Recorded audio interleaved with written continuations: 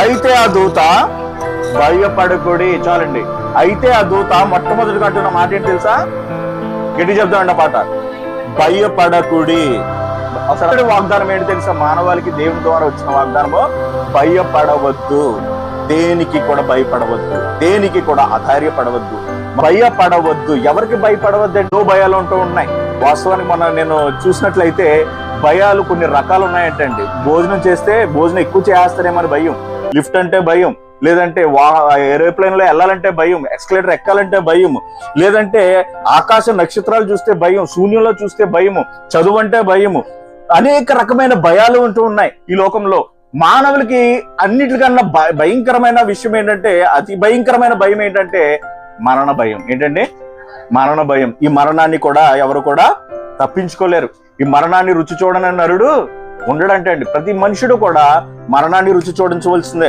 అయితే ఈ భయాన్ని పోగొట్టడానికి, మానవాళికి ఉన్న ఈ యొక్క భయాన్ని తొలగించడానికి ప్రభువైన యేసుక్రీస్తు వారు వచ్చారు. మొట్టమొదటి చేస్తున్న వాగ్దానం ఏంటి తెలుసా? మానవాళికి క్రీస్తు యొక్క రాకడ ద్వారా, క్రీస్తు యొక్క పుట్టుక ద్వారా మనకు పొందుతున్న మొట్టమొదటి వాగ్దానము భయపడవద్దు, మరణానికి భయపడవద్దు.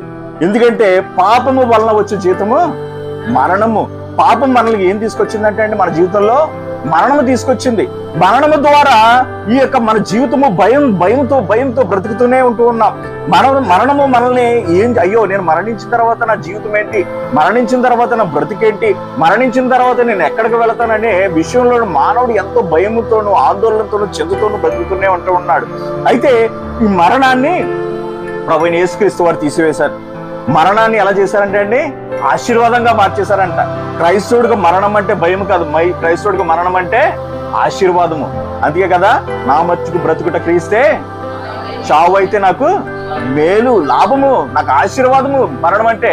అందుకే ప్రభువైన యేసుక్రీస్తు వారు ఈ లోకానికి వచ్చిన తర్వాత, ఆయన శిలువ మీద మరణించిన తర్వాత, ఓ మరణమా నీ ముళ్ళెక్కడా, ఓ మరణమా నీ విజయం ఎక్కడా, నువ్వు విర్రవిగుతున్నావు కదా, నన్ను జయించేవాడు ఎవడో లేడని, నువ్వు గర్విస్తున్నావు కదా, నన్ను ఓడించేవాడు ఎవడో లేదని.